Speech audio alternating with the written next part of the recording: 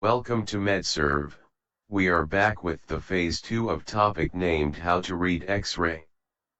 Reading a chest X-ray can be intimidating, especially if you don't know where to start.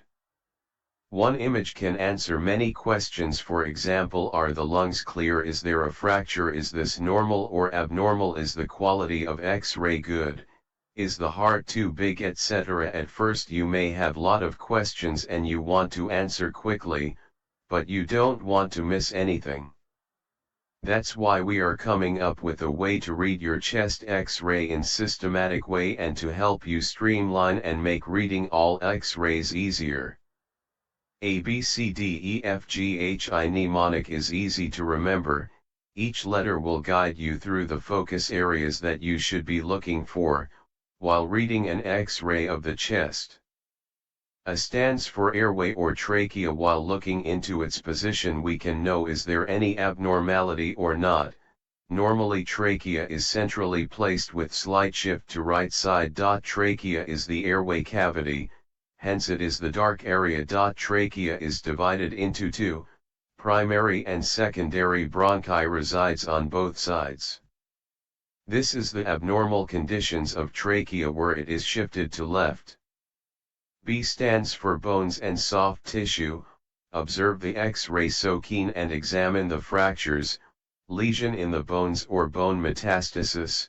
Make sure you do this in a systematic way every time you look at X-ray of chest so that you don't skip anything. I usually start with the ribs and ends with glenohumeral joints. If vertebral body is just visible, then X-ray is normally penetrated.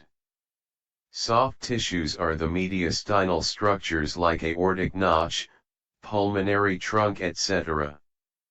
This is the metastasis. C stands for cardiac. You are looking at things like size of the heart. Is it big? Is it long and narrow? For example, large heart is sign of pericardial effusion. In patients with COPD, heart may appear to be long. You should also want to take a note of where the heart lies in the thoracic cavity. It lies in the left. Cardiac silhouette is calculated by measuring the maximum diameter of cardiac shadow and the transverse thoracic diameter. Maximum diameter of cardiac shadow, A, should be less than half of the transverse thoracic diameter, B, otherwise, it may have some abnormality. If AB, cardiomegaly is present. Example, large heart present in pericardial effusion, COPD. D denotes for diaphragm. Make a note of curved shape of diaphragm. There you can also see right hemidiaphragm is typically higher than the left.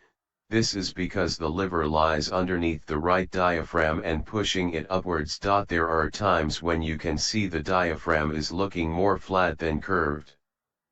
This is usually in the case for hyperinflation or in patients with asthma or COPD. E stands for edge of heart. Part of your assessment of evaluating the diaphragm should be to look at the costophrenic angles. Blunting of these angles can mean that a pleural effusion is present. Keep in mind that if you see in effusion there are different types of pleural effusion. Is it transudate or an exudate? F stands for fields as in long fields. First note that the right lung is composed of 3 lobes and left composed of 2. Some abnormal conditions. G for gastric bubble. N. Great vessels. Make a note of the aorta and aortic knob. You could also see the outlines of the pulmonary vessels flanking in heart. In cases of pulmonary edema, these vessels seem engorged, were often referred to as civilization of the pulmonary vasculature. H for hilar lymph nodes. Normally left is higher than the right. I stands for instruments.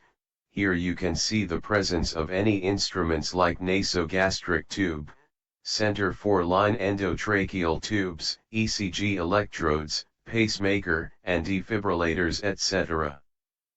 Here it finally concludes the ABCs of X-ray and how to read a chest X-ray. It doesn't matter how you chose to do it, this is just an example among other methods. So stay tuned for more detailed review and an overview of pathologies seen on chest X-ray. Expect the detailed and in-depth videos going forward. Until then, have good days, stay safe. Thank you.